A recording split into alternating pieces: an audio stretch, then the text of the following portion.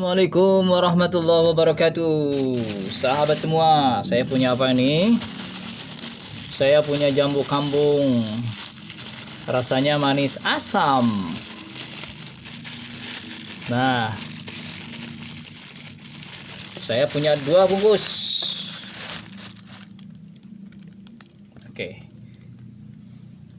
Oke dulu jambu-jambu seperti ini. Ya, dulu ini besar kan, mirip red Taiwan, tapi ini bukan red Taiwan. Ini jambu di kampung dan ia sangat besar. Ya, rasanya asam manis. Ya, asamnya banyak, manisnya sedikit. Nah, tahu nggak harganya sekarang?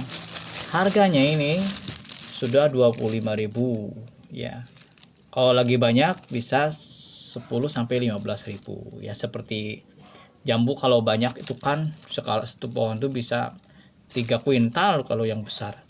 Ya, ini jambu masih kecil pohonnya. Ya, di tetangga kami ada yang pelihara banyak jambu ini. Kenapa? Karena ada potensi dan potensinya sangat besar. Satu pohon kecil seukuran gini nih sudah mulai berbuah dan dia bisa menghasilkan 30 kg. Ya. Ini kalau berbuah ya 30 kg, buah baru berapa kali, 2 kali ya. Ini sudah bagus. Kalau dia menghasilkan 30 kg ya, kali 25.000, ini sudah dapat banyak kan. Kalau 10 kg berarti 250.000. Kalau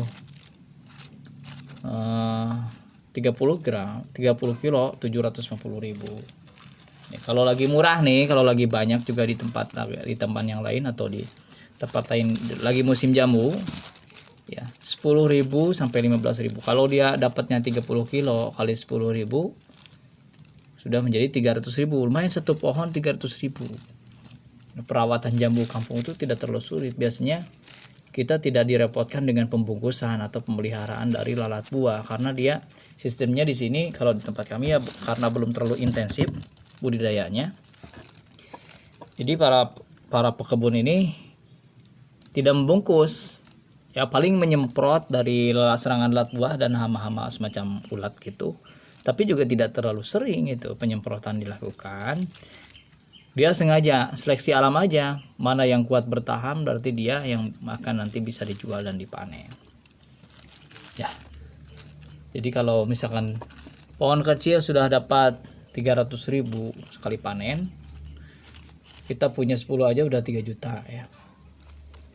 Ya makanya saya mau juga melengkapi kebun saya ini dengan jambu ini seperti ini, jambu-jambu kampung.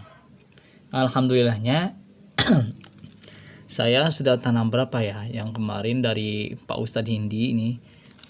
Semoga Allah Subhanahu wa taala memberi rahmat dan maghfirah kepada Ustadz Hindi. Beliau sudah wafat. Jadi begini, sebelum wafat saya itu pernah mencangkok 8 pohon ukuran besar. Mungkin Anda lihat ya di channel saya yang ini. Jadi cangkokannya sangat besar sekali. Seukuran dia betis saya, cangkok jumbo. Dari 8 itu yang tersisa 7. Ya, yang 5 sudah saya tanam rapat karena di depan rumah. Ya.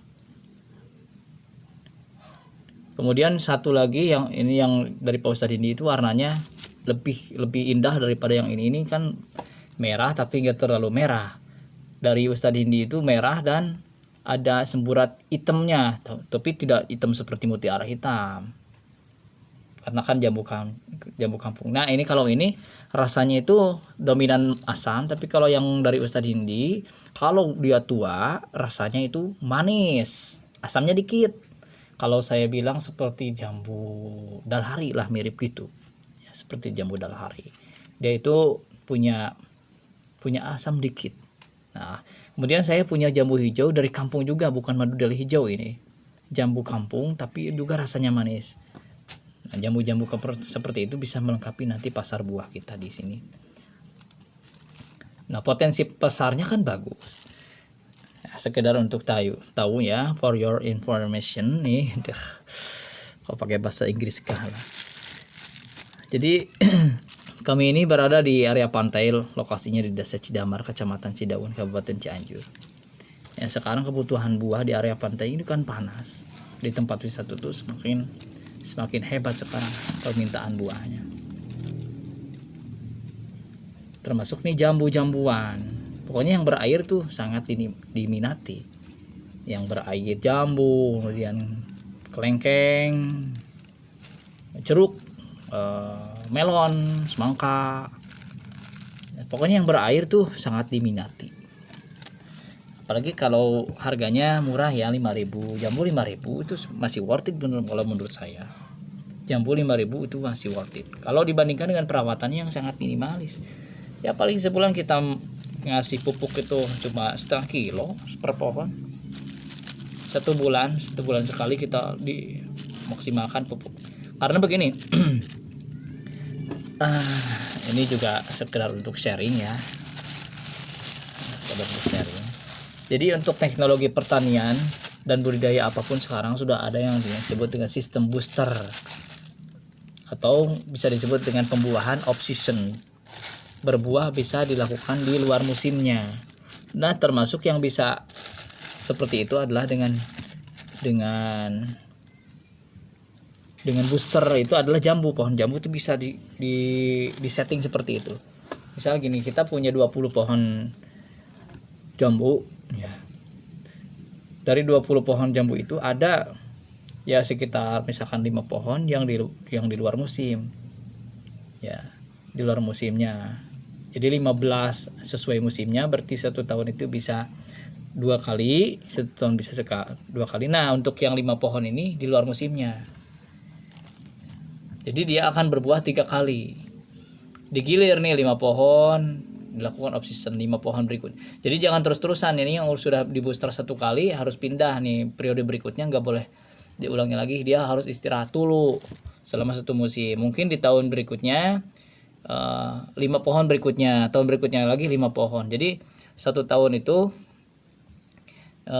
kita bisa panen berkali-kali. Yang paling banyak sih satu tahun tuh bisa 3 kali paling banyak. Jangan terlalu sering juga karena bisa merusak pohon kalau di booster terus. Kecuali kalau misalkan kita mau membuahkan tapi dengan teknik pemupukan.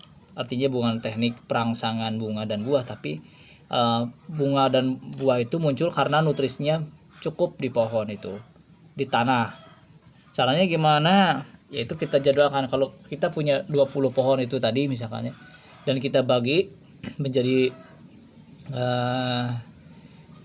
ya, menjadi 3 kloter atau menjadi 4 juga bisa ya. Jadi misalkan 20 itu kalau dibagi 4 5 ya. 5 pohon kita mau dibuahkan di bulan Januari. Maka kita harus memberikan pupuk itu mulai di bulan September, Oktober, November, Desember. Nanti di Januari, telat-telatnya di Januari itu sudah ada yang berbunga ya. Dan dia nanti setelah berbunga di bulan Januari akan berbunga lagi nanti pas di musimnya. Jadi dia bisa berbuah 3 kali dengan nanti pas memasuki menjelang kemarau berakhir. Biasanya kan jambu itu berbuah di saat kemarau. Nah, pas kemarau terakhir karena kita pupuk lagi dengan pupuk buah, maka dia bisa akan berbuah lagi. Nah, ini potensinya kan bagus ya. Nah, sekarang jambu ini bukan komoditi yang meremeh-temeh. Sekarang dia sudah mulai bernilai. Nah, ini bisa dan harus ya, kalau petani jambu itu harus punya pohon yang beragam supaya apa, nanti bisa kita mau misalkan meningkatkan harga itu ya memang masuk akal. Kalau misalkan ini di harga 10.000 atau bisa 15.000 ya, jambu kampung misalkan 15.000. Nanti kalau kita punya mutiara hitam, tidak mungkin ya, rasional mereka juga ngasih harga, tidak mungkin. Kita kalau mau ngasih harga mutiara hitam itu misalkan 30.000, 40.000, masih bisa masuk akal. Kenapa? Karena kan dia itu manis dan tampilannya lebih cantik. Kalau misalkan kita punya black berry sugar yang gede itu, ya, kemudian misalkan kita punya 3 jenis nih. Pertama ini jambu kampung, kemudian kita punya dalhari di atasnya ini ya agak manis ya, lebih manis dari ini. Kemudian kita punya misalkan madu dali hijau, dan terakhir kita punya mutiara hitam. Berarti kita punya 4 jenis. Nah, kita bisa membaginya menjadi beberapa varian harga. Nah, kan setiap orang tidak punya kemampuan untuk membeli mutiara hitam yang harganya mahal, maka dikasihlah pilihan ini misalkan, atau pilihannya dalam madu dali hijau.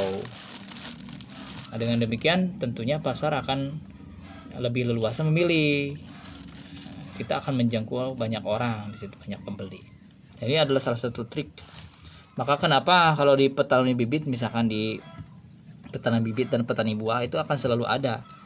Misalkan di jalan gitu kan sering lihat, bahkan sering tertipu ya, dikira 1 kilo itu 20.000 ya, ternyata jeruk yang 20.000 sekilo itu jeruk yang di bawah yang kecil-kecil.